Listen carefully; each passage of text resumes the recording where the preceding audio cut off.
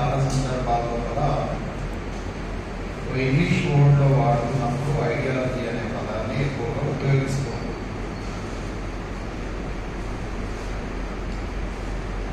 అయితే జనరల్ అర్థం లోపల ఐడియాలజీ అనేది అంటే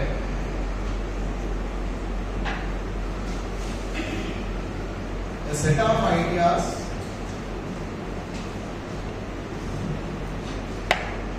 which are related to the socio-economic, political and cultural issues. అంటే సామాజిక, ఆర్థిక, రాజకీయ, సాంస్కృతిక ఇంకా ఇతరత్ర మత సంబంధమైన, ఆర్థిక సంబంధమైన విషయాల పట్ల ఆలోచనల నుంచి, అంటే ప్రస్తుతం ఉన్న దాని నుంచి తిరిగి దీన్ని ఎట్లా మార్చాలి అనేటటువంటి అవగాహనను కలిగి ఉండటాన్ని మనం ఐడియాలజీ వాడతాం. నిజానికి ఇక్కడ ఆ వర్డ్ వాడలేదు, కానీ నన్ను అడిగినప్పుడు బీసీకే పార్టీ ఐడియాలజీ. అయితే మార్క్సిస్టులు అంటే మార్క్సిస్ట్ యాక్టివిస్టులు కాదు, మార్క్సిస్ట్ థియరీ పైన కమాండ్ ఉన్నటువంటి వాళ్ళు ఐడియాలజీ అనేటటువంటి పదాన్ని ఒక నెగిటివ్ సెన్స్ లో అర్థం చేసుకుంటారు. Non Marxist political theoretical circles లోపల ఐడియాలజీ చాలా లూజ్ అర్థం లోపల ఇంతకుముందు నేను చెప్పినట్టుగా అర్థం చేసుకుంటాం. అయితే మార్క్స్ కానీ పోస్ట్ మార్క్స్ మార్క్సిస్టులు ఇప్పుడున్నటువంటి నియో మార్క్సిస్ట్ సర్కిల్స్ లోపల ఐడియాలజీ అనే దాని మీద కొన్ని వేల రైటింగ్స్ వచ్చాయి. I'm talking about only ideology. Ideology అనే దాని మీదనే కొన్ని వందల వేల రచనలు వచ్చాయి. అంటే ఈ నియో మార్క్సిస్టుల కంటే ముందు ఉన్నటువంటి క్లాసికల్, ఆర్థడాక్స్, మార్క్స్ కంటెంపరీ మార్క్సియన్స్ లేదా ఇమీడియట్ ఆఫ్టర్ మార్క్స్, వాళ్ళు ఐడియాలజీ మీద చాలా తక్కువగా వర్క్ చేశారు. అంటే నేను అక్కడ వర్క్ లేదు అన్నాను, తక్కువ వర్క్ జరిగింది. కానీ నియో మార్క్సిస్ట్ సర్కిల్స్ లోపల ఐడియాలజీ అనే దాని మీద చాలా సీరియస్ వర్క్ ఉన్నది. మార్క్స్ వివిధ సందర్భాల లోపల అనేక రకాల ఉద్దేశాల కోసం ఐడియాలజీ గురించి మాట్లాడుతున్న దాన్ని నియో మార్క్సిస్టులు ఎక్స్పాండ్ చేసి, అంటే నేను ఎందుకు మార్క్సిజం దగ్గర మాట్లాడుతున్నా, బికాస్ బీసీకే పార్టీ థియరీ లేదా మీరు రూల్ సెన్స్ లో వాడితే ఐడియాలజీ అని అంటున్నారు. కాబట్టి తమిళనాడులో బీసీకే పార్టీ సభల్లోకి వెళ్ళినప్పుడు కూడా అక్కడ మనకు మార్క్స్, అంబేద్కర్, పెరియార్ ఈ ముగ్గురు ప్రధానంగా కనిపిస్తారు. అది లక్షల్లో అటెండ్ అయిన ఒక పబ్లిక్ మీటింగ్ కావచ్చు, లేదా పదుల సంఖ్యలో హాజరైనటువంటి ఒక క్లోజ్డ్ సర్కిల్ మీటింగ్ కావచ్చు. బీసీకే పార్టీ అంటే సింబాలిక్ ఈ ఫ్లెక్సీ పైన కూడా మార్క్స్, అంబేద్కర్, పెరియార్ అనేటటువంటిది చాలా ప్రధానంగా కనిపిస్తుంది. సహజంగానే ఇండియాలో ఇప్పుడు దళితుల లోపల అంబేద్కరిస్టులము అని క్లైమ్ చేసుకునే వాళ్ళ పట్ల మార్క్సిజాన్ని కూడా శత్రువుగా భావించేటటువంటి వాళ్ళు ఉన్నారు, మార్క్సిజాన్ని మిత్రువుగా భావించేటటువంటి వాళ్ళు ఉన్నారు.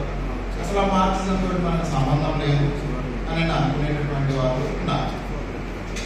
అయితే ఇక్కడ మీరు నన్ను బీసీకే పార్టీ సైద్ధాంతిక పునాది గురించి మాట్లాడాలి అని అనుకున్నప్పుడు బీసీకే పార్టీ మార్క్సిజాన్ని ఎట్లా అవగాహన చేసుకుంటుంది అనేటటువంటిది కూడా మనకి ఇంపార్టెంట్. ఎందుకు ఇంపార్టెంట్ అని అంటే బీసీకే పార్టీ మన కమ్యూనిస్ట్ పార్టీ. ఒకవేళ భారతదేశంలో ఉన్న 60-70 కమ్యూనిస్ట్ పార్టీలో బీసీకే కూడా ఒక కమ్యూనిస్ట్ పార్టీనా అని అనుకున్నప్పుడు ఓకే, కమ్యూనిస్ట్ పార్టీ అని డైరెక్ట్ క్లైమ్ చేసుకుంటే వేరు.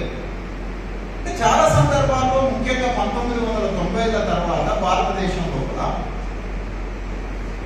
కమ్యూనిజాన్ని బ్రాహ్మణికల్ ఇంటర్ప్రిటేషన్ నుంచి బద్దలు కొట్టేసి తిరిగి దళితుడు కమ్యూనిజాన్ని ఎట్లా ఇంటర్ప్రిట్ చేస్తాడు అనేటటువంటి ఒక ప్రక్రియ వివిధ ప్రాంతాల లోపల కొనసాగింది.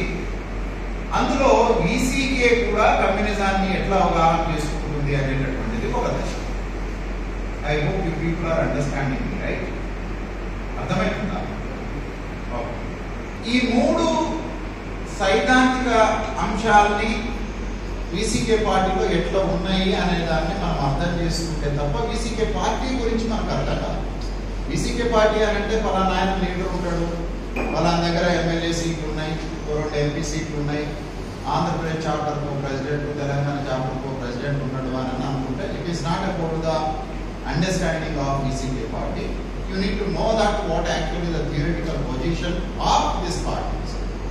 ఎందుకు అని అంటే ఒక రాజకీయ పార్టీ అని అంటే అచ్చుగా ఒక కామన్ పరిభాషలో చెప్పాలి అని అంటే ఇది ఒక వైద్యం లాంటిది.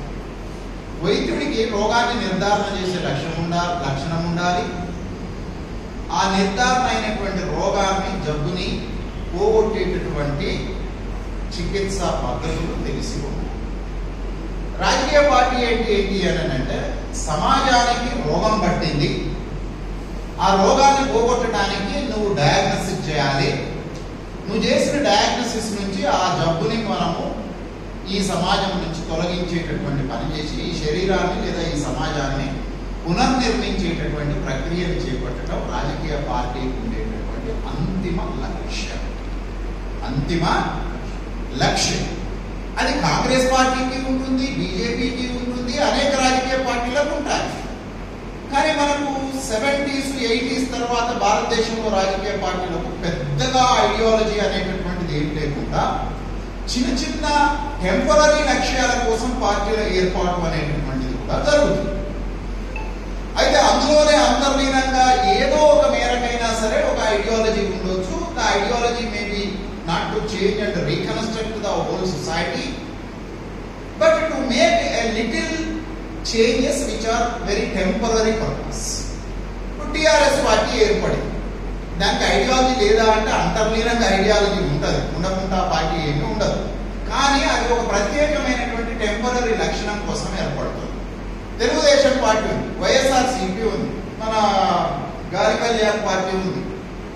ఇవన్నీ కూడా ఒక టెంపరరీ లక్ష్యాల కోసం ఏర్పడేటటువంటి. కానీ సుదీర్ఘంగా మొత్తం సమాజాన్ని మూలాలతో సహా మార్చేసి ఆ సమాజాన్ని పునర్నిర్మించడం ఎట్లా అని అనుకున్నప్పుడు there are only limited political parties which are ideologically embedded. అయితే నేను ఇంతకుముందు మాట్లాడుతున్నప్పుడు ఐడియాలజీ అనే పదాన్ని మార్క్సిజం యాక్సెప్ట్ చేయదు అని అన్నా. ఇప్పుడు మార్క్సిస్ట్ థియరీ కూడా వీసీకే పార్టీ లోపల ఉన్నది కాబట్టి ఎందుకు ఐడియాలజీ అనే పదాన్ని మార్క్స్ కానీ పోస్ట్ మార్క్స్ మార్క్సిస్టులు కానీ యాక్సెప్ట్ చేయరో వివరిస్తాను. ఐడియాలజీ అనేటటువంటి పదాన్ని సహజంగా జనరల్ గా వివిధ సందర్భాల లోపల మార్క్స్ ఏమన్నాడు అని అంటే బూర్జువాలు ఈ శ్రామిక వర్గాన్ని దోపిడీ చేయడానికి అవసరమైనటువంటి కొన్ని ఆలోచనలని ప్రచారం చేయడానికి ఉపయోగించేటటువంటి ప్రక్రియ, సాధనాలు, వీటినన్నింటినీ కలిపితే ఐడియాలజీ అని అంటారు. రైట్? సో ఐడియాలజీ పెట్టుబడిదారి వర్గము బూర్జువా వర్గాన్ని కాపాడటం కొరకు అది కొన్ని రకాలైనటువంటి భావాజాలాలను సృష్టిస్తుంది. అది సంస్కృతి రూపంలో ఉంటుంది, పండుగ రూపంలో ఉంటుంది, పబ్బం రూపంలో ఉంటుంది, మాట రూపంలో ఉంటుంది, సాహిత్యంలో ఉంటుంది, పాఠశాలలో ఉంటుంది, క్లాస్లో ఉంటుంది, జర్నలిజం లోపల ఉంటుంది, సినిమా లోపల ఉంటుంది, మీడియా లోపల ఉంటుంది. అది ఉండని ప్రదేశం లేనే లేదు. అదేదో సినిమాలో అరే ఎక్కడ్రా నీ విష్ణువు అని అంటే ఇందు గలడు అందు లేడని సందేహం వలడు ఎందెందు వెతికినా అందే గలడు. ఐడియాలజీ అనేటటువంటిది దోపిడీ వర్గం సృష్టించేటటువంటి ఐడియాలజీ ఏడ ఉంటుంది అని అంటే అన్నిటి లోపల ఉంటుంది. అంతిమంగా ఏడ ఉంటుందంటే మన మెదడు లోపల. రైట్? సో ఈ నియో మార్క్సిస్ట్ సర్కిల్స్ అనేటటువంటి వాళ్ళు ఏం చేశారు అని అంటే పొద్దాక ఈ ఆర్థిక పునాదుల పైన పోరాటాలు నిర్మించడం అనేటటువంటిది సరే అది ఉంటే ఉన్నది. కానీ భావాజాలం అనేటువంటి అనేటువంటిది ఈ 20-21వ శతాబ్దపు మానవ సమాజాన్ని మొత్తం పీడిస్తా ఉన్నది. ఈ భావాజాలం అనేటటువంటి దాన్ని మనం ఓడించకపోతే, నిర్మూలించకపోతే కమ్యూనిస్టు విప్లవాన్ని మనం విజయవంతం చేయటం కష్టమవుతుంది అని అన్న ఉద్దేశంతో ఈ నియో మార్క్సిస్ట్ సర్కిల్స్ అంతా ఐడియాలజీ మీదనే రాస్తా ఉన్నాము. టెర్రీ ఈగల్టన్ ఐడియాలజీనే రాస్తుండ్రు, బెనడిక్ట్ ఆండర్సన్ ఐడియాలజీ రాస్తుండు, పెరీ ఆండర్సన్ ఐడియాలజీ రాస్తుండు, స్లెవెక్ జిజెక్ ఐడియాలజీ రాస్తుండు. ఇండియాలో ఉన్న ఒక neo Marxist Arundhati Roy ideology మీదనే రాస్తుంది.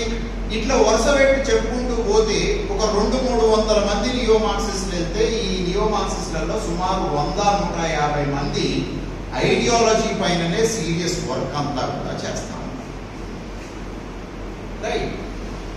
అయితే ఒకసారి నేను పార్టీ పేరు చెప్పను కానీ ఈ రాష్ట్రంలో ఉన్న ఒక ప్రధానమైనటువంటి రాజకీయ పార్టీకి సంబంధించిన జనరల్ సెక్రటరీ నేను ఒక 2 సార్లు ప్రయాణం చేయాల్సి వచ్చి మాట్లాడుతున్నప్పుడు ఆయన మా స్టేట్ కమిటీ కూడా ఒక క్లాస్ చెప్పు నియో మార్క్సిజం మీద మాట్లాడుతూ ఐడియాలజీ అన్నమాట.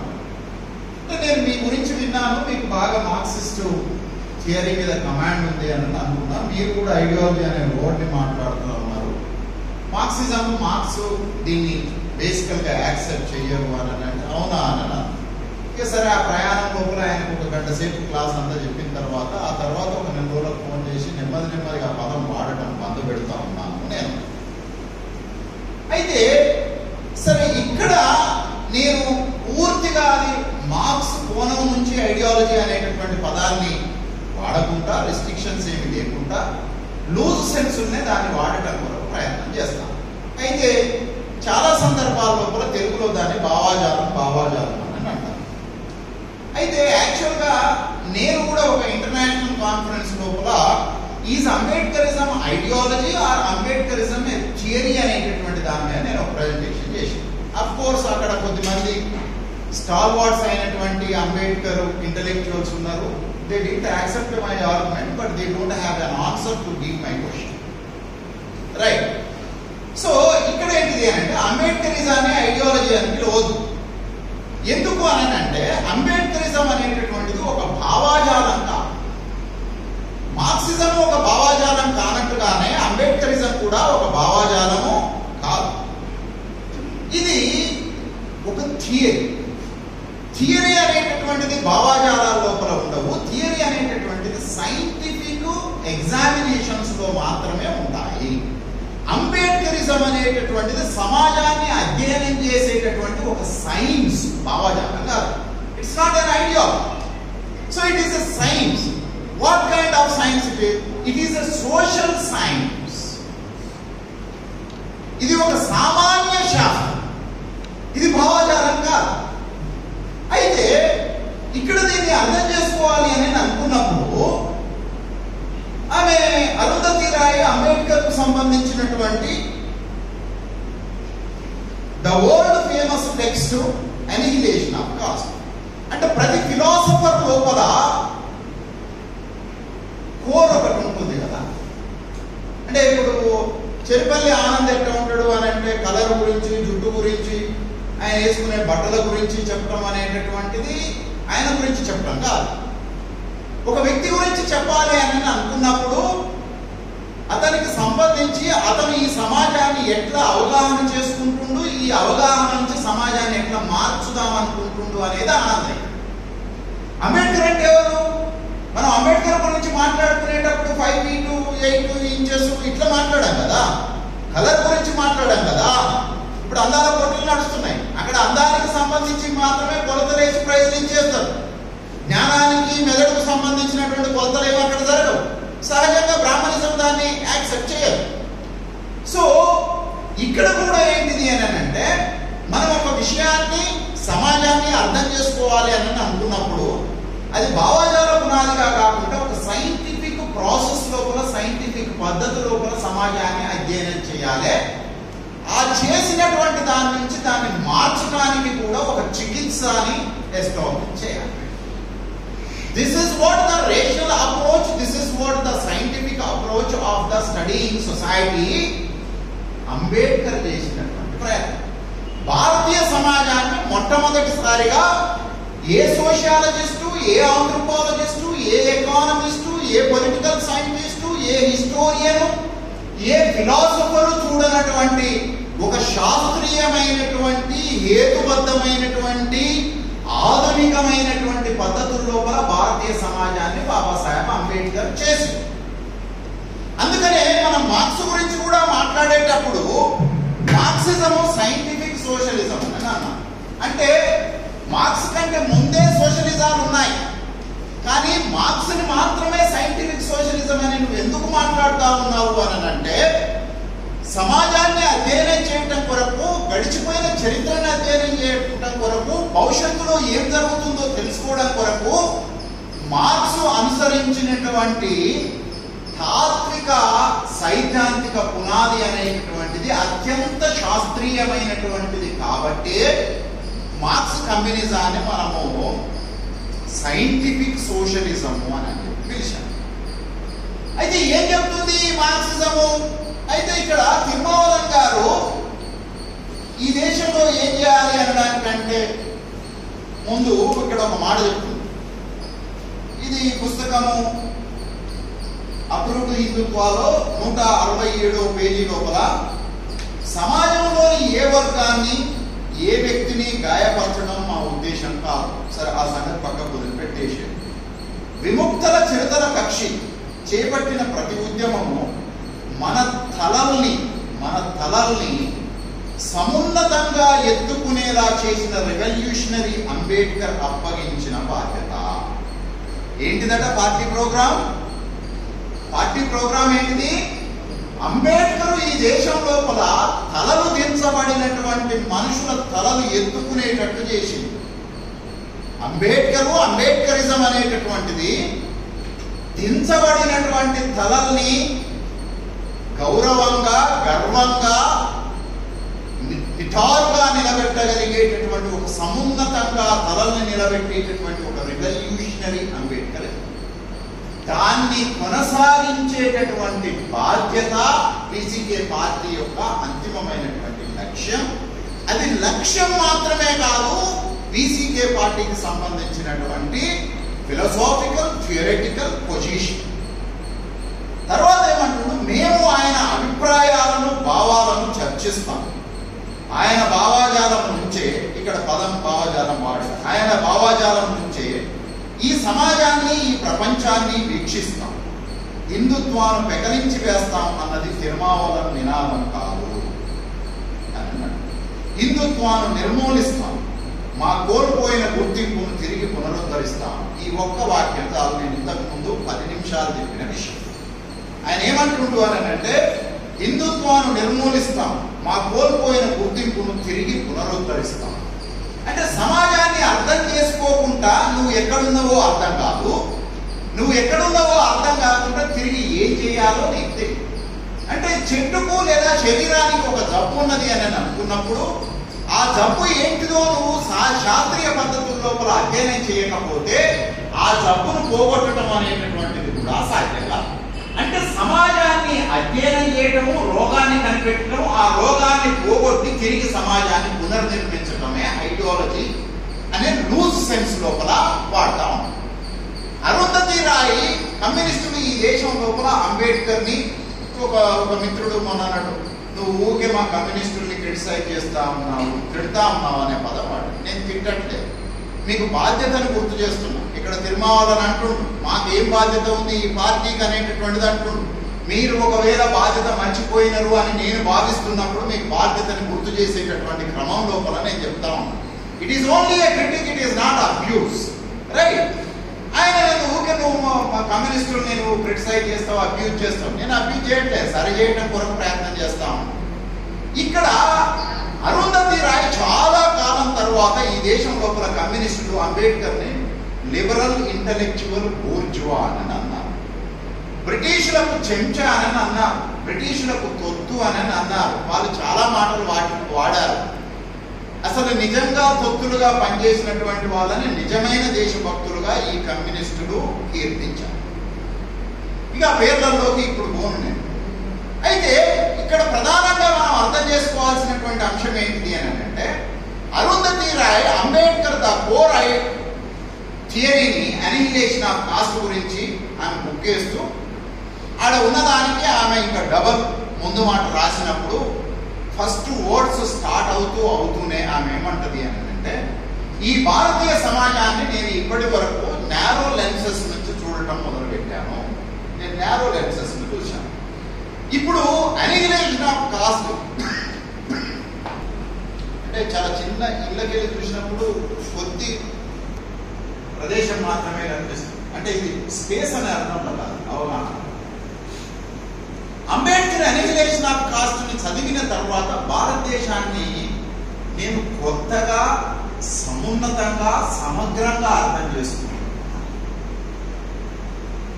అంటే అరుంధతి రాయ్ లాంటి బూకర్ ప్రైజ్ కొట్టినటువంటి వాళ్ళే భారతదేశాన్ని అర్థం చేసుకోవటం లోపల అంబేద్కర్ ని చదవకపోతే సమగ్రత అర్థం రాదు అని అన్నారు. ఎనిహిలేషన్ ఆఫ్ కాస్ట్ చదివిన తర్వాత నువ్వు కమ్యూనిస్ట్ మేనిఫెస్టో చదివినా, డాస్ క్యాపిటల్ చదివినా, ఈ మార్క్సిస్ట్ రచనలు అన్ని చదివినా, భారతీయ సమాజాన్ని ఒక నేరో బైనాక్యులర్ నుంచి చూస్తే, ఇప్పుడు Babasaheb Ambedkar annihilation of cost చదివిన తర్వాత ఒక విండో నుంచి, ఎత్తైన ప్రదేశంలో నుంచి ఈ మొత్తం సమాజాన్ని చూస్తున్నంత విస్తృతంగా కనపడదు. ఇది ప్లేస్ కు సంబంధించిన విస్తృతి కాదు, భారతీయ సమాజాన్ని అవగాహన చేసుకోవడంలో ఉండినటువంటి మానసిక విస్తృతి. రైట్. సో అట్లానే ఇక్కడ తిరుమావలను కూడా ఏమని మాట్లాడుతూ ఉన్నాడు, ఇక్కడ మేము ఆయన అభిప్రాయాలను, భావాలను చర్చిస్తాం, ఆయన సిద్ధాంతం నుంచి ఈ సమాజాన్ని, ప్రపంచాన్ని వీక్షిస్తాం. ఈ సమాజాన్ని ఎక్కడి నుంచి వీక్షిస్తావు? బాబాసాహెబ్ అంబేద్కర్ నుంచి, ఆ లెన్సెస్ నుంచి మేము ఈ సమాజాన్ని వీక్షిస్తాం. అంటే ఒకసారి ఈ సమాజాన్ని నువ్వు బాబాసాహెబ్ అంబేద్కర్ లెన్సెస్ నుంచి వీక్షణ చేసిన తర్వాత నీకు ఏదైతే రోగం కనిపిస్తా ఉన్నదో ఈ సమాజం లోపల, దాన్ని నిర్మూలించడం కొరకు బాబాసాహెబ్ అంబేద్కర్ యొక్క వైద్య పద్ధతి, సామాజిక చికిత్సా పద్ధతి ఎట్లా మోస్ట్ రెలవెంట్ అనేటటువంటి దాని నుంచి మనం బీసీకే పార్టీ ఐడియా చూడాలి. అయితే రాజకీయ పార్టీలలో జనరల్ గా సింపుల్ గా చెప్పాలి అని అంటే 3 రకాలైనటువంటి రాజకీయ పార్టీలు ఉంటాయి, ఐడియాలజికల్ గా, థియరిటికల్. సహజంగానే మనం వాటిని సింపుల్, సామాన్యుడి యొక్క పరిభాషలో మాట్లాడేటప్పుడు లెఫ్ట్, రైట్, సెంట్రిస్ట్ అని అంటాం. Left, right, centrist. రైటిస్ట్ అని అంటే బీజేపీ, ఎంఐఎం లాంటి మతము పునాదిగా, సాంప్రదాయాల పునాదిగా, కన్జర్వేటివిజం పునాదిగా సమాజాన్ని తిరిగి వెనకకి తీసుకుపోవడం కొరకు రాజకీయాల్ని ఒక ఆయుధంగా వాడుకునేటటువంటి వాటిని రైటిస్ట్ పొలిటికల్ పార్టీస్ అని అంటాం. అంటే వాళ్ళ లక్ష్యం అంతా ఇప్పుడున్న సమాజం చాలా గలీజ్ది, దుర్మార్గమైనటువంటిది, గతం చాలా గొప్పది అని చెప్పి వాళ్ళు గతాన్ని గ్లోరిఫై చేస్తూ తిరిగి మన అందరినీ గతానికి తీసుకొని పోవడం కొరకు ప్రయత్నం చేస్తూ ఉంటారు. మోస్ట్లీ ఇది ఇతరుల పట్ల హేట్రేట్ ని కలిగి ఉంటుంది.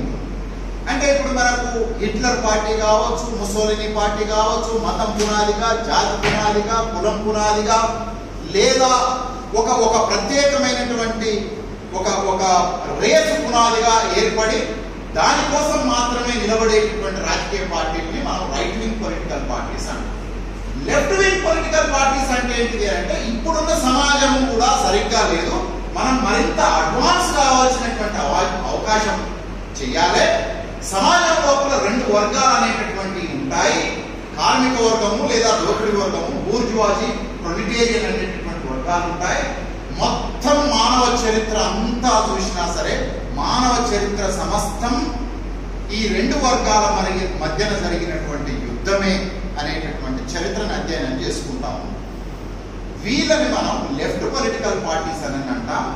వాళ్లకు ఆర్థిక విముక్తి పోరాటాలు అనేటటువంటి అత్యంత కీలకమైనటువంటి, మనుషులంతా సమానంగా ఉంటారు, సమానం చెయ్యాల్సినటువంటి లక్షణం కోసం ఆ పార్టీ పనిచేస్తాం. Right, left. Centrist political parties అంటే ఈ మతంలాగా ఉంటారు, ఈ ఆర్థిక పునాదిగా సమాజాన్ని అధ్యయనం చేసేటటువంటి రాజకీయ పార్టీ లాగా ఉండవు. వీళ్ళు మధ్యస్థంగా ఉన్నారు. ఈ మధ్యస్థంగా ఉండేటటువంటి రాజకీయ పార్టీని మనం సెంట్రిస్ట్ పార్టీస్ లేదా లిబరల్ పొలిటికల్ పార్టీస్ అని అంటాం. వీళ్ళు కమ్యూనిస్టులు, వీళ్ళు మతము లేదా సాంప్రదాయ పునాది, ఈ మధ్యలో ఉండేటటువంటి వాళ్ళని మనం లిబరల్స్ లేదా సెంట్రిస్ట్లు అని అంటాం. పక్కాగా భారతీయ సమాజంలో మీకు అర్థమయ్యేటట్టు చెప్పాలనంటే ఇక్కడ ఆల్రెడీ బీజేపీ, ఎంఐఎం లాంటివి చెప్పేసినాను. ఇక్కడికి వచ్చిన తర్వాత సిపిఐ, సిపిఎం, నక్సలైట్ ఇవన్నీ వస్తాయి. ఈ మధ్యలో వచ్చేటటువంటిది ఏంటంటే కాంగ్రెస్ పార్టీ. కాంగ్రెస్ కు ఒక లిబరల్ ఐడియాలజీ అనండి. అయితే మరి ఇవే ఉంటాయా బీసీకే పార్టీని ఎడబెట్టాలి, ఇవే ఉంటాయా బిఎస్పీ పార్టీని ఎక్కడ పెట్టాలి, ఇవే ఉంటాయా డిఎంకే పార్టీని ఎక్కడ పెట్టాలి అని అనుకున్నప్పుడు నిజానికి ఈ 3 పొజిషన్లలో కూడా ఇప్పుడు నేను చెప్పిన పార్టీలు ఉండవు. ఈ 3 పొజిషన్లకు అటు ఇటుగా ఈ రాజకీయ పార్టీలు ఉంటాయి. అయితే సెంటర్ లెఫ్ట్ లోపల ఉండొచ్చు నువ్వు, లేదా సెంటర్ రైట్ లోపల ఉండొచ్చు. శివసేన తీసుకున్నావు అనుకో సెంటర్ రైట్ లో ఉంటది. మన గాలి కళ్యాణ్ తీసుకున్నాం అనుకో సెంటర్ రైట్ లోపల ఉంటాడు. బిఎస్పీ తీసుకున్నాం అనుకో సెంటర్ లెఫ్ట్ లోపల ఉంటుంది. బీసీకే తీసుకున్నాం అనుకో సెంటర్ లెఫ్ట్ లోపల ఉంటుంది. ఒక రకంగా చెప్పాలి అని అంటే 70ల తర్వాత భారతదేశం లోపల వచ్చినటువంటి సామాజిక పునాది బ్రాహ్మణేతర రాజకీయ పార్టీలన్నీ సెంటర్ లెఫ్ట్ లోపల ఉన్నాయి. అందుకనే ఉత్తరప్రదేశ్ లో సమాజ్వాదీ పార్టీ అని అన్నారు. సమాజ్వాదీ పార్టీ సెంటర్ కు లెఫ్ట్ కు మధ్యలో, బిఎస్పీ సెంటర్ కు లెఫ్ట్ కు మధ్యలో ఉన్నది, ఈ బీసీకే సెంటర్ కు లెఫ్ట్ కు మధ్యలో ఉన్నది. ఇట్లా మనం ఇటు కానీ పెట్టేటటువంటివి ఉంటాయి. ఈ 3 ఉండేటటువంటి వాటిని ఐడియాలజికల్ పొలిటికల్ పార్టీస్ అని బలంగా చెప్తాం. అందుకనే నేను ఇంతకుముందు మాట్లాడినప్పుడు ఏం చెప్పాను అని అంటే టిఆర్ఎస్ ఐడియాలజీ ఉన్నదా అని అంటే ఇవి ఈ 3 పొజిషన్లలో కాకుండా ఎక్కడో ఒక దగ్గర లూజ్ గా ఉంటది కాబట్టి దానికి అక్యురేట్ గా ఐడియాలజీ ఉన్నది అని చెప్పడానికి సాధ్యం కాదు. అయితే ఇక్కడ మిత్రులారా బీసీకే పార్టీ మార్క్సిస్ట్ దృక్పథం నుంచి భారతీయ సమాజాన్ని ఎట్లా అర్థం చేసుకుంటా ఉంది. 90ల తర్వాత భారతదేశంలో నేను ఇంతకుముందు చెప్పినట్టుగా అప్పటి వరకు కమ్యూనిజాన్ని భారతదేశానికి పరిచయం చేయటం అనేది బ్రాహ్మణులు చేశారు. ఒక్క మాటలో చెప్పాలి అని అంటే కొత్తది ఏదైనా బయట నుంచి భారతదేశానికి వస్తే దానికి నాయకులు బ్రాహ్మణులు మాత్రమే ఉంటారు. కొత్తది ఏదైనా బయట నుంచి భారతదేశానికి వస్తే దానికి నాయకులు బ్రాహ్మణులు మాత్రమే ఉంటారు. ఇది కేవలం రాజకీయ పార్టీ గురించి చెప్పట్లే నేను, మతం కూడా. భారతదేశంలోకి ఇస్లాం వచ్చింది, బ్రాహ్మణులే ఫస్ట్ పోయారు. భారతదేశంలోకి క్రిస్టియానిటీ వచ్చింది, బ్రాహ్మణులే ఫస్ట్ పోయారు. భారతదేశంలో ఒక విప్లవం బౌద్ధం వచ్చింది, బ్రాహ్మణులే పోయారు. భారతదేశంలోకి న్యూ ఎకానమీ, క్యాపిటలిజం, ఇండస్ట్రియలైజేషన్ వచ్చింది, వాళ్ళే పోయారు. భారతదేశానికి ఇంగ్లీష్ విద్య వచ్చింది, వాళ్ళే తీసుకున్నారు.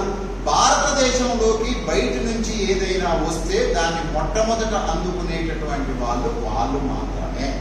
మీరు ఒక గ్రామాన్ని తీసుకుంటే ఏదైనా అభివృద్ధి పథకం వస్తే ఫస్ట్ అప్పర్ కాస్ట్ వాళ్ళ కాలనీకి రోడ్డుకు వస్తుంది, లాస్ట్ కు ఆ స్కీమ్ ఒకవేళ అట్లనే కంటిన్యూ అయితే ఒక అన్టచబుల్ కాలనీకి ఆ వాడకట్టుకు వస్తుంది. ఈ దేశం లోపలికి ఏది వచ్చినా సరే అట్లనే వస్తుంది. అందుకనే ఇప్పుడు క్రిస్టియానిటీ లోపల దళితులు మాత్రమే ఉంటారు. ఎందుకంటే వాళ్ళు ఆల్రెడీ వచ్చిరు, వాళ్ళ దశ అయిపోయింది. ఇప్పుడు మీరు వస్తా ఉన్నారు. కమ్యూనిస్ట్ పార్టీ వాళ్ళు ఆల్రెడీ వచ్చారు, దీన్ని లూట్ చేయాల్సినంత చేసేసారు. మీరు ఇప్పుడు కమ్యూనిస్ట్ పార్టీలో పరిగెరుకుంటా ఉన్నారు. మీరు క్రిస్టియానిటీ లోపల ఇప్పుడు పరిగెరుకుంటా ఉన్నారు. మీరు ఆధునిక ఆర్థిక వ్యవస్థ లోపల మీరు ఇప్పుడు పరిగెరుకుంటా ఉన్నారు. మీరు ఇప్పుడు విద్యారంగం లోపల పరిగెరుకుంటా ఉన్నారు. ఈ దేశపు సంపదని ఇన్వెస్ట్ చేసి ఈ దేశంలో విద్యా సంస్థలను నెలకొల్పి దాన్ని మొత్తం వాడుకొని నీకు రిజర్వేషన్ తోటి దాంట్లోకి వచ్చే అవకాశం ఉన్నది అని అనుకున్నప్పుడు దాన్ని క్లోజ్ చేసేసి వాళ్ళు ఇంకో సంస్థను పెట్టుకోవడం. Here my point to explain you. Communism బేసికల్ ఏం చెప్తుంది అని అంటే సమాజము ఆర్థిక పునాదిగా ఏర్పడుతుంది. నేను తరగతి గదిలో కూడా మా పిల్లల్ని అడుగుతాను, నీకు ఇప్పుడు ఒకవేళ తక్షణమే దేవుడు ఏదో వచ్చేసి నీకు ఏం కావాలి అని అడిగితే నువ్వు ఏం చెప్తావు అని అంటే, పాపం పేద పిల్లలంతా ఏం చెప్తారు అని అంటే మాకు పురువని ఇల్లు కావాలి, మంచి బట్టలు కావాలి, చదువుకోవడానికి డబ్బు కావాలి. వాడి ఆలోచన అంతా డబ్బు చుట్టూ మాత్రమే తిరుగుతాం. ఒక ధనవంతుడైనటువంటి పిల్లవాడిని నీకేం కావాలి, ఇప్పుడు దేవుడు ప్రత్యక్షమయ్యానని చెప్పి మనం వాళ్ళని అడిగినాం. వాళ్ళు ఇవేమీ చెప్పరు. వాళ్ళు ఏం చెప్తారు అని అంటే అమెరికా పోవాలి, ఒక మంచి ఇల్లు కట్టుకోవాలి. నేను ఒక అమ్మాయి, మధ్యతరగతి అమ్మాయి వస్తే ఏంటిది నీ లక్ష్యం అని అంటే ఎవ్వరూ ఉండని అందమైన పూల తోట గార్డెన్తో ఉండే నేను ఒక్కదాన్నే ఉండే ఇల్లు కట్టుకోవాలని నా కోరిక. అయితే నేను అప్పుడప్పుడు వస్తే నాకు అవకాశం ఇయ్యాలి. అయితే యు సీ దట్ అంటే నీవు ఎదుర్కొనేటటువంటి సమస్యల నుంచి నువ్వు ఏం కోరుకుంటున్నావు అనేటటువంటిది నిర్ణయించబడుతుంది. అయితే మార్క్సిజం అంతిమంగా ఏం చెప్తుంది అని అంటే భారతదేశం లోపల కార్మిక వర్గాన్ని, పేదల్ని, ఆకలికి అలమటించేటటువంటి ప్రజల్ని వీళ్ళందరినీ ఏకం చేసి ఈ దేశంలో భూస్వాముల్ని, పెట్టుబడిదారుల్ని ఓడించేసి రాజ్యాధికారాన్ని చేతుల్లోకి తీసుకుని ఆ రాజ్యాధికారం కొద్ది కాలం పాటు కార్మిక వర్గం చేతుల్లో ఉండి ఆ తర్వాత కార్మికులకు రాజ్యం పైన పట్టు వచ్చినప్పుడు సొంత ఆస్తి అనేటటువంటి దాన్ని తొలగిస్తాం అని చెప్పి సింపుల్ గా చెప్పాలంటే కమ్యూనిజం అంటే ఏం లేదు. మార్క్స్ కోరుకున్నది ఏంటిది అని అంటే సొంత ఆస్తి లేని, సొంత పిల్లం లేని, సొంత ఇల్లు లేని సమాజం. ఇక మీకు కూడా ఇష్టం ఉంటే ఉండొచ్చు, ఉండకపోవచ్చు. సొంత ఆస్తి, సొంత పిల్లము, సొంత ఇల్లు, సొంత వాకిలి, సొంత కిచెన్, ఏది సొంతం లేని ఒక సమాజం కావాలి అని అన్నారు. అయితే ఇప్పుడు అది అయినదా కాదా అని అంటే కొంచెం కొంచెం క్యాపిటలిజం వల్ల అవుతుంది కానీ కమ్యూనిస్ట్ పార్టీల వల్ల కావట్లేదు. ఈ క్యాపిటలిజం వల్ల మీరు చూడండి సాయంకాలం పాటు డిన్నర్ ఇంట్లో వండట్లేదు, బయట తింటున్నాం. అంటే కిచెన్ ని క్యాపిటలిజమే బ్రేక్ చేసి ఉమెన్ ని ఎంతో కొంత లిబరేట్ చేసే ప్రయత్నం చేస్తుంది. మీరు చూడండి మొత్తం ఆదివారం రోజు కూడా బయటనే తింటారు. ఏ మాత్రం మిడిల్ క్లాస్ ఫ్యామిలీస్ ఉన్నా సరే ఇంట్లో వంట అనేటటువంటిది లేదు. డైరెక్ట్ ఉమెన్ అడుగుతా ఉంది, ఈ రోజు కూడా ఇంట్లో వంట వండాలన్నా రెస్టారెంట్కి పోదాంపా అని అన్నాడు. So here my point, whether the communism is capable to abolish the women suppression, but capitalism is doing this. అయితే ఇక్కడ మనం ప్రధానంగా అర్థం చేసుకోవాల్సింది ఏంటి అంటే మార్క్సిస్ట్ థియరీ సమాజాన్ని చూసేటటువంటి క్రమం మొత్తం మానవ చరిత్ర అంతా కూడా ఆర్థిక పునాదే నిర్ణయిస్తుంది. ఆర్థిక పునాది మీదనే విప్లవాలు వస్తాయి, ఆర్థిక పునాది మీదనే మతం వస్తుంది, ఆర్థిక పునాది మీదనే క్లాస్ రూమ్ ఉంటుంది, ఆర్థిక పునాది మీదనే సాహిత్యం ఉంటుంది, ఆర్థిక పునాది మీదనే సినిమా ఉంటుంది, ఆర్థిక పునాది మీదనే రచన ఉంటుంది, ఆర్థిక పునాది మీదనే పోర్నోగ్రఫీ ఉంటుంది, ఆర్థిక పునాది మీదనే సర్వస్వం ఉంటాయి. Economy is the base, all other things are super structure. మనం సెకండ్ ఫ్లోర్ లో ఉన్నాం. ఈ సెకండ్ ఫ్లోర్ దేని మీద నిలబడి ఉన్నది? పునాది మీద నిలబడి ఉన్నది. మార్క్స్ సమాజాన్ని, ఈ భవనాన్ని ఒక సమాజం అని అనుకుంటే పునాది అనేటటువంటిది ఆర్థిక వ్యవస్థ, పైన మనకు బయటికి కనిపించేదంతా కూడా సూపర్ స్ట్రక్చర్ అంట. ఏంటిది సూపర్ స్ట్రక్చరు? నువ్వు ఆలోచించే తీరు, నువ్వు ప్రవర్తించే పద్ధతి, నీ చదువు, నీ సంస్కారము, నీ మతము, నీ మీడియా, నీ క్లాస్ రూము, నీ జీవితం లోపల ఏవైతే ఉన్నాయో అవి మొత్తము సూపర్ స్ట్రక్చరు, ఆర్థిక వ్యవస్థ అనేటటువంటిది పునాది. ఆ పునాది ఒక సమాజంలో ఏ విధంగా ఉంటుందో దాన్ని బట్టే మన జీవితంలో ఉండే, సమాజంలో ఉండే నిర్ణయించబడుతుంది. అందుకనే మనం దీన్ని ఒక పెట్టుబడిదారు సమాజం అని అంటున్నాం. పెట్టుబడిదారి ఎకానమీ ఉన్నప్పుడు మొత్తం పెట్టుబడిదారి వర్గపు ఆలోచనలే ఉంటాయి, పెట్టుబడిదారి జీవితం మాత్రమే మన మొత్తం జీవితం లోపల ఉంటుంది. అందుకనే భారతదేశం లోపల 40ల నుంచి కమ్యూనిస్టు పార్టీలు భూ పోరాటాలను నడపడం మొదలుపెట్టాయి. అంటే భూమి అనేది సమానంగా పంపిణీ జరిగితే, ఆర్థిక పునాదిగా భూమి అనేది సమానంగా పంపిణీ జరిగితే ఈ దేశం లోపల మనుషులందరూ సమానంగా ఉంటారు అనేటటువంటి దాన్ని తీసుకునొచ్చు.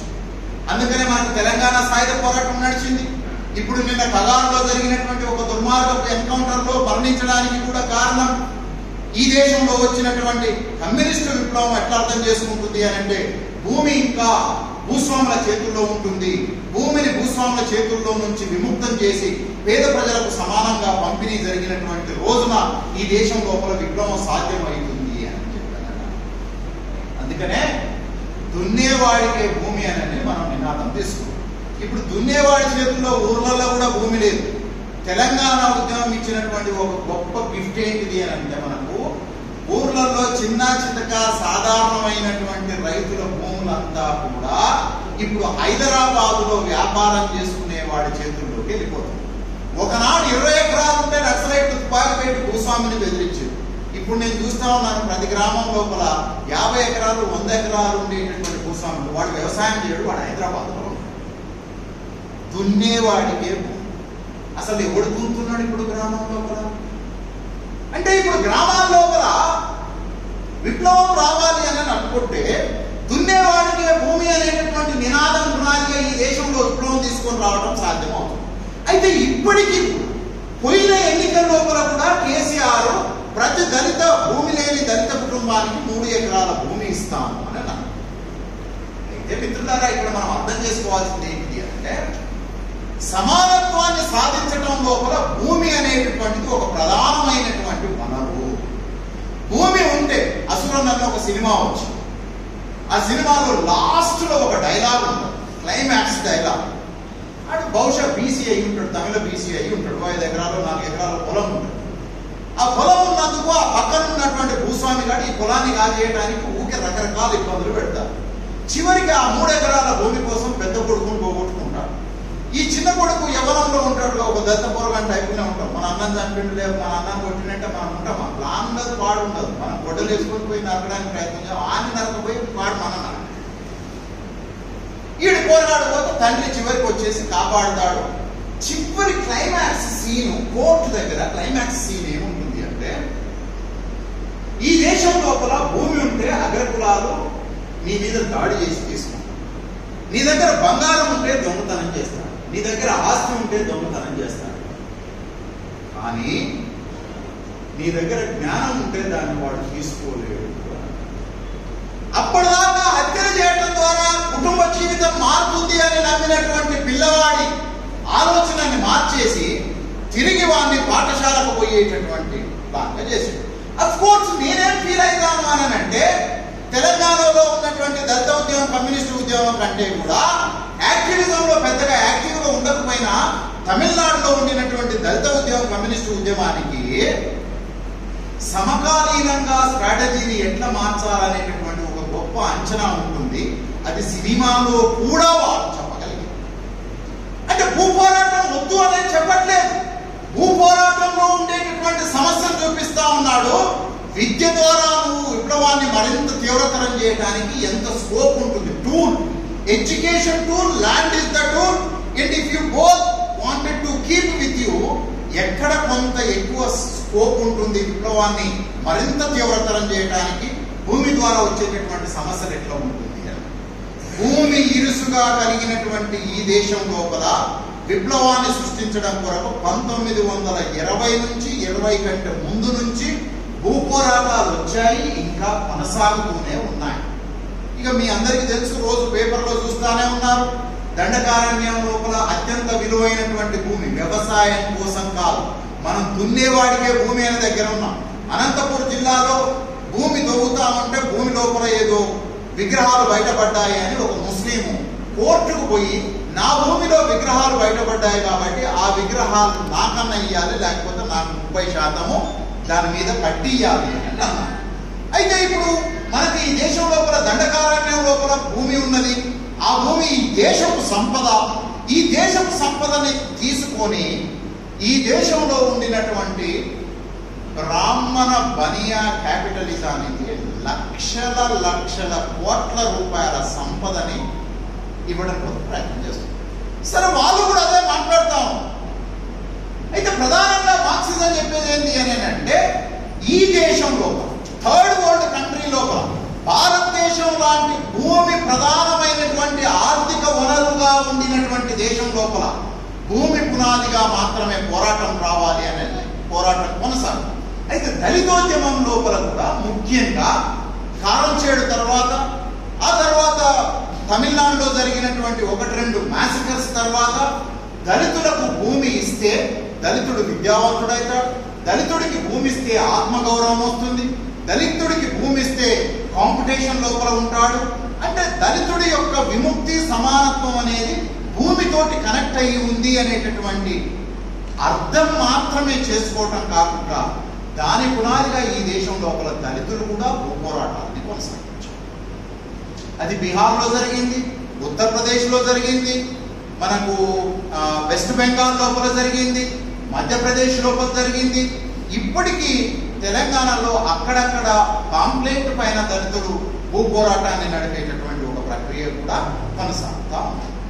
దీన్ని బట్టి మనం అర్థం చేసుకోవాల్సింది ఏంటిది అంటే, భారతదేశం లోపల వీసీకే పార్టీ ప్రధానంగా మార్క్సిజాన్ని తన లోపలికి తీసుకోవడం లోపల వర్గం కూడా ప్రధానమైనటువంటిది.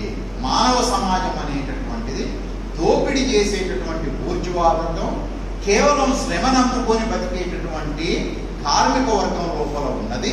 ఈ కార్మికుల్ని సమానంగా మార్చాలి అని అనుకున్నప్పుడు భూమి అనేటటువంటిది ఒక ప్రధానమైనటువంటి వనరు. ఈ భూమిని పంపిణీ చేయాలి అనేటటువంటి పోరాటాన్ని తీసుకున్నది. ఈ భూమి కేవలం వ్యవసాయపు స్థాయిలో మాత్రమే కాకుండా జీవించే హక్కు లోపల కూడా ఉండాలి అని చెప్పి తమిళనాడు లోపల ఉండినటువంటి తమిళ ఈలం కోసం కూడా మాట్లాడారు. అంటే భూమి అనేది కేవలం వ్యవసాయపు, ఆహారపు, బతుకు తెరువు సమస్య కూడా కాదు. ఇది అస్తిత్వానికి, జాతికి సంబంధించినటువంటి ఒక సమస్య అనే అర్థం లోపల తమిళ ఈలం, తమిళ రాజ్యాన్ని ఏర్పాటు చేయాలి, నాదైనటువంటి ఒక రాజ్యాన్ని ఏర్పాటు చేయాలి. అది నేను పెరియార్ దగ్గరికి వచ్చినప్పుడు 4 విషయాలను ప్రస్తావించి ఎట్లా పెరియార్ నేషనలిజం అనేటటువంటిది వీసీకే పార్టీ లోపల ఉన్నది అని చెప్పాలి. మిత్రులారా, సింపుల్గా చెప్పాలి అని అంటే, సోషలిజం అనేటటువంటిది 100 రకాలు ఉంది. ఆ 100 రకాల సోషలిజం లోపల మార్క్స్ సోషలిజం అనేటటువంటిది ఒకటి. Marks socialism most scientific theory కాబట్టి దీన్ని భారతదేశం లోపల ముఖ్యంగా దళిత ఉద్యమాలు బ్రాహ్మణికల్ మార్క్సిజం నుంచి విముక్తి చేసి మహారాష్ట్ర లోపల Dalit Panthers movement of India వచ్చింది. దాని ఎఫెక్ట్ తోటి మనకు తమిళనాడు లోపల దళిత్ ప్యాంథర్ మూవ్మెంట్ వచ్చింది. దళిత్ ప్యాంథర్ మూవ్మెంట్ కాస్త కన్వర్ట్ అయితే ఒక రాజకీయ సమూహంగా మారేటటువంటి క్రమం లోపల, అంబేద్కర్ని అత్యంత లోతుగా అర్థం చేసుకునేటటువంటి క్రమం లోపల ప్యాంథర్స్ మూవ్మెంట్ కాస్త పేరులో ఆల్మోస్ట్ సిమిలారిటీ ఉన్నప్పటికీ దాన్ని ఒక రాజకీయ ప్రక్రియలోకి మళ్లించినటువంటి ఒక ప్రయత్నం జరిగింది. సింపుల్గా చెప్పాలి అని అంటే, భూ పోరాటాన్ని ఆర్గనైజ్ చేయాలి, ఆర్థిక పునాదిగా సమానత్వాన్ని సృష్టించాలి, ఆర్థిక సమానత్వం ద్వారా ఈ దేశం లోపల దళితుల్ని ఒక మేరకు ఈక్వల్స్ గా మార్చడానికి అవకాశం ఉంటుందనే ఒక మార్క్సిస్ట్ థియరీని పెట్టింది. కానీ కేవలం ఈ మార్క్సిస్ట్ థియరీని మాత్రమే పట్టుకొని కూర్చుంటే వీసీకే పార్టీ ముందరికి పోలేదు. ఇది కూడా 70-60 సీట్ల పార్లమెంటులో ఉన్న కమ్యూనిస్టు పార్టీ నుంచి 2-3 సీట్ల కాడికి కుదించుకుపోయేటటువంటి అవకాశం ఉండే ఛాన్స్ ఉన్నది. కాబట్టి ఇది మనకు అంటే true Marxism is not suitable to Indian socio political cultural context. ఎందుకు అనంటే, ఈ బ్రాహ్మణులు కమ్యూనిజాన్ని ఈ దేశానికి ఒక దరిద్రం లాగా దాపరించేటట్టు చేశారు.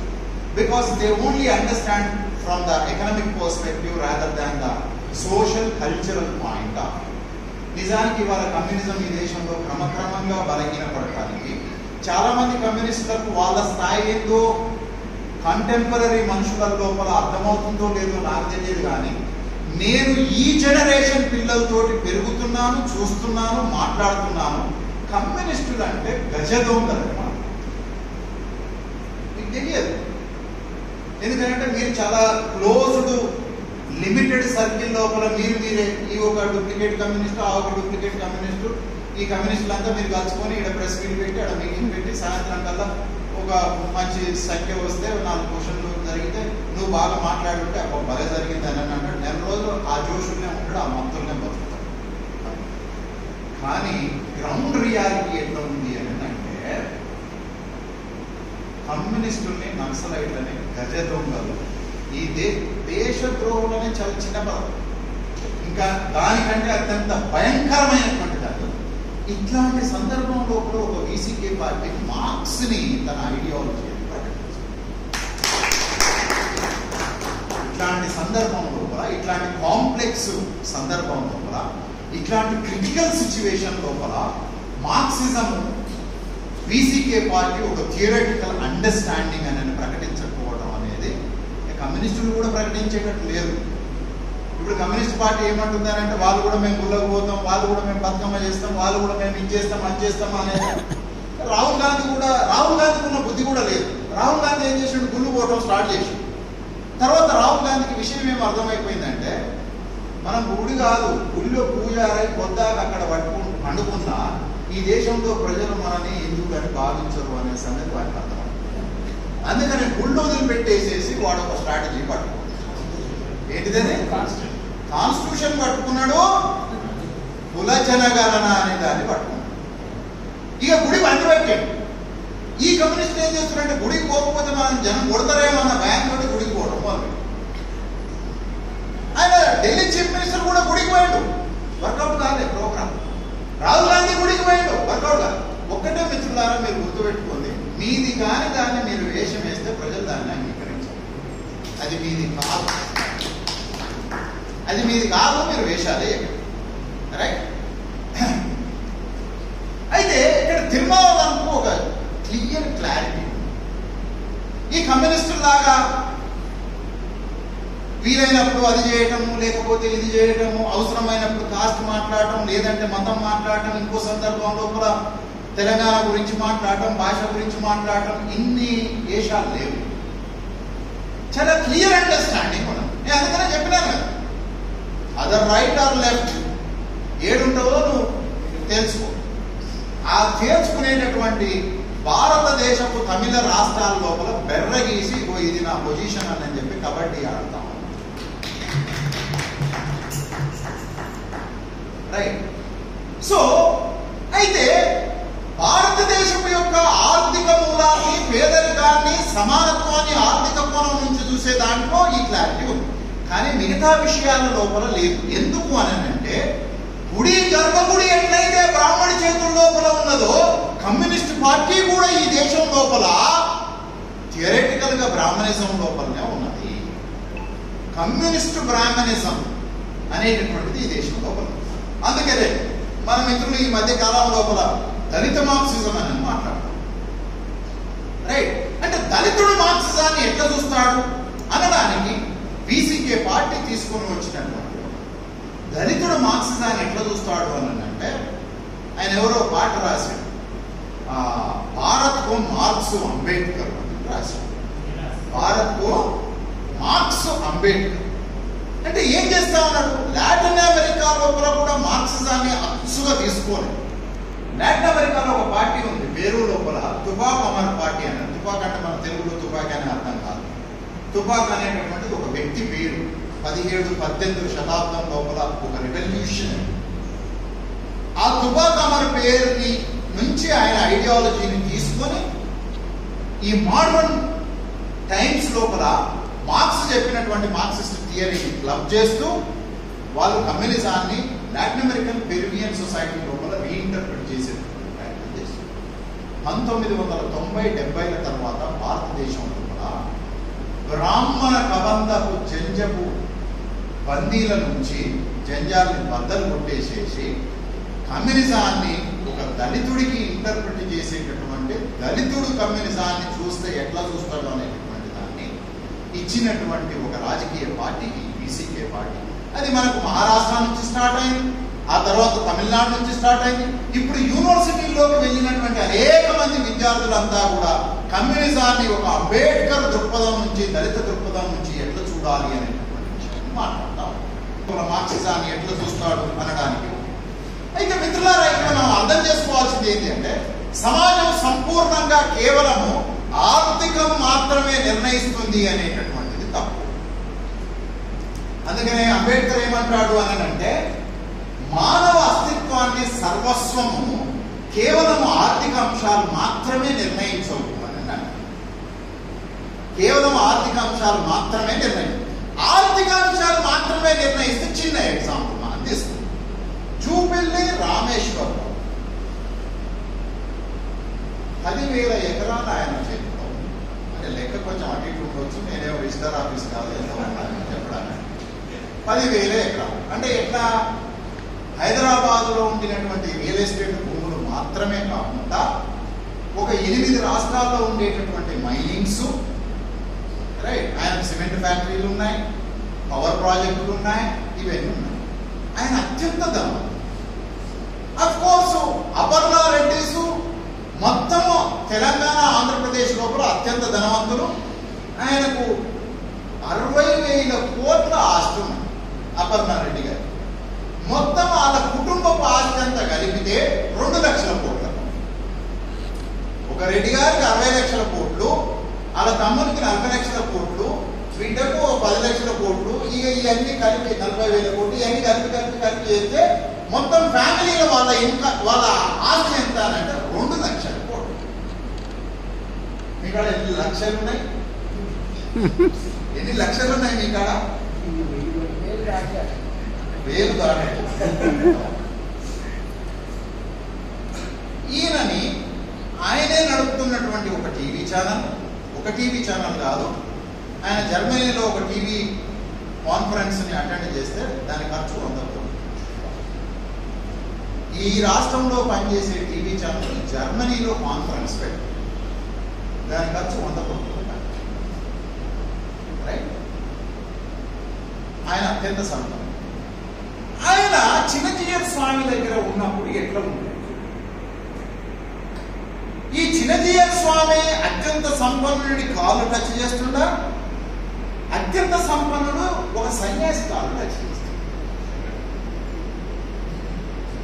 కేసీఆర్ పొలిటికల్ పవర్ మనం చాలాసార్లు ఆ దృశ్యాలను చూసినాం. దళితులంతా కేసీఆర్ కాలం మీద పడతారు, కేసీఆర్ పోయి చిన్నజీయర్ కాలం మీద పడతారు. దళితులంతా కేసీఆర్ కాలం మీద పడితే కేసీఆర్ పోయి చిన్నజీయర్ కాలం మీద పడతారు. కోసి గుడ్డ పెట్టుకునేటటువంటి ఈ దేశపు సన్యాసుల దగ్గరికి ఈ దేశంలో అత్యంత సంపన్నులైనటువంటి పెట్టుబడిదారులంతా పోయి వాడు జుట్టు ఇవ్వమంటే జుట్టిస్తాడు, బట్టలు ఇవ్వమంటే బట్టలు ఇప్పిస్తాడు, నువ్వు ఏది చేయమంటే వాడు అది చేస్తాడు. రివర్స్ క్వశ్చన్ ఏంటి? So Ambedkar simply told that what is the power. Power అంటే ఏంటిది? మనం చాలాసార్లు దళితులకు చాలా ప్రాబ్లం ఉంటుంది. మనం మోర్ ఎమోషన్. ఒకటి ఏదైనా ఇని మంచిగా అనిపించింది అనుకో, బాగా రిథమిక్ అనిపించింది అనుకో, ఇంకా అలానే ఉండి పోతే పోయింది, బాణం పోతే పోయింది, బాణం పెద్ద ఇంపార్టెంట్ అనేది రాకపోతే. అయితే బాబాసాహెబ్ అంబేద్కర్ ఏమంటాడు అంటే the real power is not existed in politics, the real power is not existed in economy, but the real power is existed in the religion. అందుకనే సాధువులు సన్యాసులైనా సరే, ఇది నా నుంచి చెప్పట్లే, తిరుమావలను కూడా ఆయన సొంతంగా చెప్పట్లే, ఆయనే అన్నాడు. ఇది తిరుమావలను మాట్లాడట్లేదు, నేను కొత్తగా ఏమి చెయ్యట్లేదు. నా తండ్రి బాబాసాహెబ్ అంబేద్కర్ సృష్టించినటువంటి ఒక ఫిలసాఫికల్ థాట్ ని తిరిగి నేను కొనసాగించడానికే ప్రయత్నం చేస్తున్నా, కానీ ఇది తిరుమావలను కొత్తగా సృష్టించినటువంటి ఆలోచన ద్వారా కాదు. బాబాసాహెబ్ అంబేద్కర్ ఏమన్నాడు అంటే నువ్వు ఎంతైనా చదువుకో. మనకు ఒక ఆర్ఎస్ఎస్ ముస్లిం ఉన్నాడు, ఆయన అత్యంత ఎక్కువగా కీర్తించబడినటువంటి ముస్లిం సైంటిస్ట్ కూడా, అబ్దుల్ కలాం అంబేద్కర్. ఆయన బైబర్త్ ముస్లిమే, కానీ ఆయన థాట్ అంతా, ఆయన కెరియర్ అంతా ఆర్ఎస్ఎస్, రామానుజ శంకరాచార్య మఠాల నుంచి నడిచింది. ఆయనకి ఏమీ సంబంధం లేదు, ముస్లిం జీవితంతో సంబంధం లేదు, ముస్లిం ఆలోచనతో సంబంధం లేదు, ఏది లేదు. దేవుడేనంటే అల్లాహ్ని గుర్తిస్తాడు కావచ్చు, కానీ ఆయన జీవితం సర్వస్వం అంతా. అందుకనే మన పాఠశాలలలో, మన రాజకీయాల్లో ఆయన ఎక్కువ ప్రమోట్ చేస్తూ ఉంటారు. నువ్వు కాదు ప్రమోట్ చేసే మాట ఒకటి వాడు నీకు ఇచ్చిండు, నువ్వు దాన్ని కొనసాగిస్తావు. ఇక్కడ తిరుమావళవన్ సార్ ఏమంటా ఉన్నాడు అని అంటే, మరి ఈ దేశాన్ని ఎట్లా మారుస్తావు? ఈ దేశపు రాజకీయాలను ఎట్లా మారుస్తావు? తమిళ జాతీయవాదాన్ని ఎట్లా నిర్మిస్తావు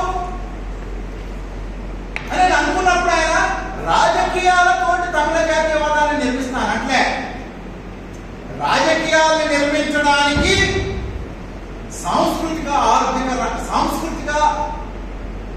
రంగం చాలా కీలకమైనటువంటిది.